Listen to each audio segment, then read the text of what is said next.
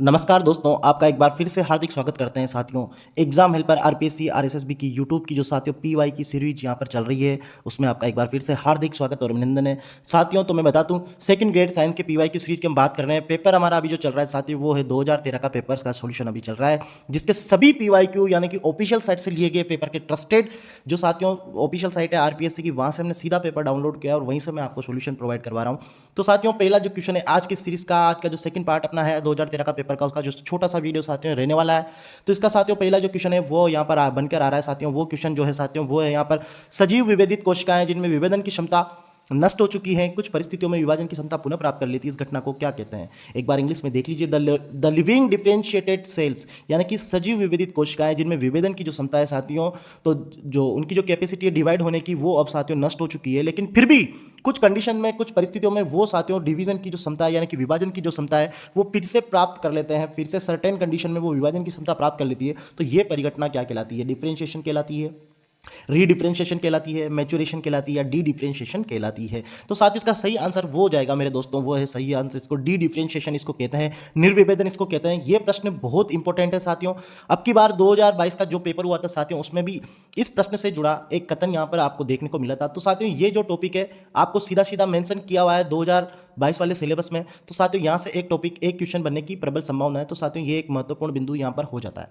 अगला प्रश्न साथियों वो है इस सीरीज का, वे पौधे जिनमें पुष्पन के लिए सुनिश्चित क्रांतिक दीप्तिकाल यानी कि जो साथियों well defined critical photo period है वो है, वो कितना रिक्वायर है, दीर्घ अवधि का दीप्तिकाल आवश्यक होता है। यानी कि जो उनका निश्चित क्रांतिकाल है, जो कि क्रिटिकल उनका फोटो पीरियड है, उससे भी अधिक का जो दीप्तिकाल उसके लिए, उस पौधे के लिए आवश्यक हो पुष्पन के लिए, तो वो पौधा किस कैटेगरी में डिवाइड किया जाएगा, यानी कि उसको किस कैटेगरी में रखेंगे? तो डे न्यूट्रल प्लांट में रखेंगे, शॉर्ट डे प्लांट में रखेंगे, लॉन्ग डे प्लांट में लिखेंगे, या इंटरमीडिएट प्लांट में रखेंगे? तो साथियों दिवस उदासीन होगा, लघु दिवस पादप होगा, मध्यवर्ती होगा, दीर्घ दिवस पादप होगा। तो साथियों ये होता है एलडीपी, यानी कि ये साथियों ये होता है लॉन्ग डे प्लांट, दीर्घ दिवस पादप। तो साथियों इसका सही आंसर क्या हो जाएगा मेरे दोस्तों? Answer number 2। तो साथियों अभी इस चैनल पर आप नए, अभी तक आपने हमारे चैनल को सब्सक्राइब नहीं किया तो प्लीज इसको सब्सक्राइब करें और अपने दोस्तों के साथ जरूर शेयर करें। अगला प्रश्न साथियों आ रहा है, मैच द फॉलोइंग, 13वें नंबर का प्रश्न है इस सीरीज का। तो मेज दो फॉलोइंग, जो इसमें साथियों दो यहाँ पर लिस्ट आपको दे रखी है, दो कॉलम आपको, दो सूचियां दे रखी है, एक कॉलम यहाँ पर दोनों एक दूसरे से संबंधित है। बात करें साथियों यहाँ पर विद्युत अवक्षेपित्र की यानी कि इलेक्ट्रोस्टैटिक प्रेसिपिटर, जो साथियों ये है, ये जो साथियों ये संबंधित है पर्टिकुलेट मैटर्स हैं। सीएफसी की बात करें तो सीएफसी क्लोरोफ्लोरोकार्बन, आप जानते हैं ओजोन डिप्लीटेशन यानी कि ओजोन अपक्षय से संबंधित हैं। सैनिटरी लैंडफिल्स की बात करें तो साथियों ये होता है यहाँ पर नगर पालिका सॉलिड वेस्ट यानी कि म्यूनिसिपल सॉलिड वेस्ट।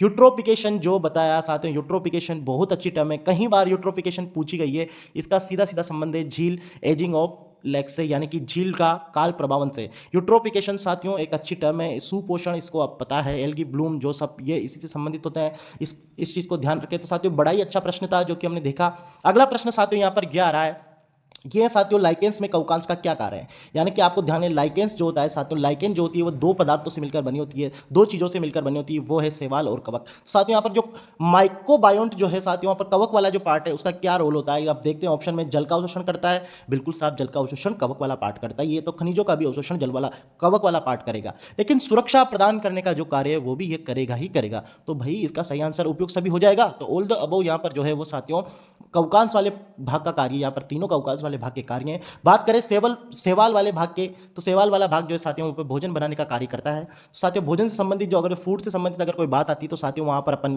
किसकी तरफ चल जाते हैं? एल्गी की तरफ। अगला प्रश्न साथियों सीरीज का है, विश्व उष्मीकरण यानी कि ग्लोबल वार्मिंग के लिए निम्नलिखित में से कौन हरित गैसों में सर्वाधिक योगदान करता है? तो साथियों जो ग्रीन हाउस गैसेस दे रखी है वो यहाँ पर ऑप्शन में है, चारों गैसेस। अब इनमें से कौन सी ऐसी गैस है जो सबसे अधिक ग्लोबल वार्मिंग के लिए जिम्मेदार है? CH4 है, CO2 है, CFC है, या N2O है? तो साथियों सबसे अधिक जो जिम्मेदार गैस है वो है CO2। तो इसका सही आंसर मेरे दोस्तों क्या हो जाएगा? CO2। तो साथियों अगले प्रश्न की ओर अपन चलते हैं। उससे पहले मैं आपको बता दूं, अभी तक आपने हमारे चैनल को शेयर नहीं किया है, सब्सक्राइब नहीं किया, तो प्लीज इसको सब्सक्राइब करें और साथ ही साथ इस सीरीज की के साथ आप बने रहें, कंटिन्यू आप अपने वीडियो वॉच करते रहे। जैसे मेरे को टाइम मिलता है मैं अपने अपने छोटे छोटे वीडियो बना के इस PY सीरीज को बना के डाल रहा हूं। तो साथियों अपने दोस्तों के साथ जरूर शेयर करें।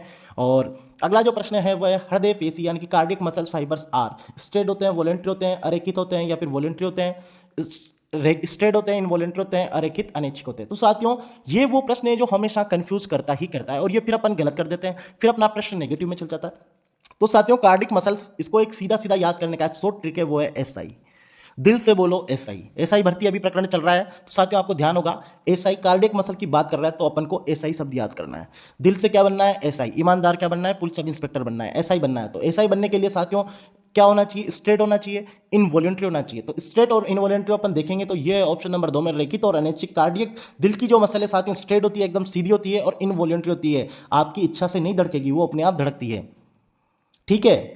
अगला जो प्रश्न है साथियों मेरे दोस्तों वो है antibodies against jumps in our body are formed in, यानी कि हमारे शरीर में कीटाणु के विरुद्ध एंटीबॉडीज का निर्माण होता है। तो साथियों रुधिर में प्लेटलेट्स के द्वारा होता है, यकृत में आरबीसी के द्वारा होता है, थाइमस में लिम्फोसाइट के द्वारा होता है, रुधिर में इओसिनोफिल्स के द्वारा होता है। तो साथियों 4 ऑप्शन आपके सामने यहाँ पर दिए गए हैं। तो साथियों इस प्रश्न का सही आंसर जो है मेरे दोस्तों वो होता है थाइमस में लिम्फोसाइट के द्वारा। लिम्फोसाइट साथियों वो वस्तु है, वो चीजें जो कि यहाँ पर एंटीबॉडीज का निर्माण करती है, जबकि इओसिनोफिल्स जो साथियों क्या करती है, वो एलर्जी कारक का निर्माण करती है।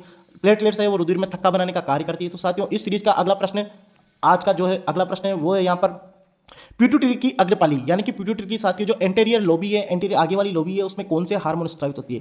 T S H ADH prolactin, ACTH T S H oxytocin, LH FSH growth hormone, STH growth hormone, anti diuretic hormone. तो इसका सही आंसर क्या होगा? आपको ध्यान है पीयूष ग्रंथि है, पीयूष ग्रंथि साथियों ऐसी होती है, उसके 2 लोबी होती है, एक होती है एंटीरियर लोबी और एक होती है पोस्चर लोबी। तो साथियों अग्रपाली और पश्चपाली दोनों से अलग अलग हार्मोन निकलते हैं। अग्रपाली की बात करें तो यहाँ पे आपको एक शब्द याद करना है, एलएफजी। एलएफजी साथियों आपको याद करना है। एल से तो होता है ल्यूटिनाइजिंग हार्मोन, एफ से हो जाएगा एफएसएच हार्मोन, जी से हो जाएगा साथियों यहाँ पर ग्रोथ हार्मोन। तो साथियों ग्रोथ हार्मोन एलएफजी कहां पर लिखा रहा है? एलएफजी दूसरे नंबर के ऑप्शन में है, तो यहाँ पर दूसरा ऑप्शन आएगा, सीधा राइट आंसर हो जाएगा मेरे दोस्तों। अगला प्रश्न साथियों इस सीरीज का पार्ट नंबर 2 का वो है यहाँ पर मेडनर का जो शिरा तंत्र स्तनियों के शिरा तंत्र से निम्नलिखित में किसकी उपस्थिति के द्वारा भिन्न होता है? आपको पता है कि venous system of frog mammals का जो सिस्टम है साथियों उससे किसकी उपस्थिति में यहाँ पर भिन्न होता है? एक है hepatic when, renal portal system, hepatic when, hepatic portal system, superior vena cava. तो साथियों देखा जाए तो यहाँ पर रीनल जो पोर्टल सिस्टम है साथियों, रीनल पोर्टल सिस्टम है वो सिर्फ आरपीएस जो है साथियों वो मेमल्स में नहीं मिलता और सभी में मिलता है। तो साथियों हेपेटिक पोर्टल सिस्टम दोनों में मिलता है, लेकिन रीनल पोर्टल सिस्टम इसका सही आंसर हो जाएगा। वृक्क निवाहिका तंत्र है जो मेरे दोस्तों वो मेमल्स में नहीं मिलता, फ्रॉग में यहाँ पर उपस्थित होगा। अगला प्रश्न जो है इस सीरीज का आज का अंतिम प्रश्न होने वाला है, क्योंकि साथियों जैसे जैसे टाइम मिल रहा है मैं छोटे छोटे वीडियोस बना के आपकी हेल्प कर रहा हूं। तो साथियों अपने दोस्तों के साथ इस वीडियोस को जरूर शेयर करें। मानव नेत्र के दृष्टिपटल का वो क्षेत्र जहां से द्रव तंत्रिका निकलती है वो क्या कहलाता है? ऑप्टिक नर्व जहां से निकलती है वो क्या कहलाता है? येलो स्पॉट खाद कहलाता है, फोबिया कहलाता है, ब्लाइंड स्पॉट कहलाता है, या फिर ऑप्टिक काइज्मा कहलाता है? तो इसका सही आंसर है साथियों अंध बिंदु, यानी कि ब्लाइंड स्पॉट जो है वो को कहलाएगा। तो इसका सही आंसर हो जाएगा आंसर नंबर 4। तो साथियों आज का यह था अपना एक महत्वपूर्ण वीडियो जिसमें हमने बात करी आरपीएससी पीवाईक्यू सीरीज में 2013 के पेपर की। 2013 का पेपर आपके सामने यहाँ पर सॉल्यूशन चल रहा है, उससे पहले मैंने 2012 का करवा दिया गया। अपने दोस्तों के साथ आप प्लेलिस्ट में जाकर जरूर देखिए। तो दोस्तों हमारे साथ बने रहिए, इसी प्रकार आप अपने चैनल को अपना समझकर दोस्तों के साथ शेयर करें। थैंक यू दोस्तों।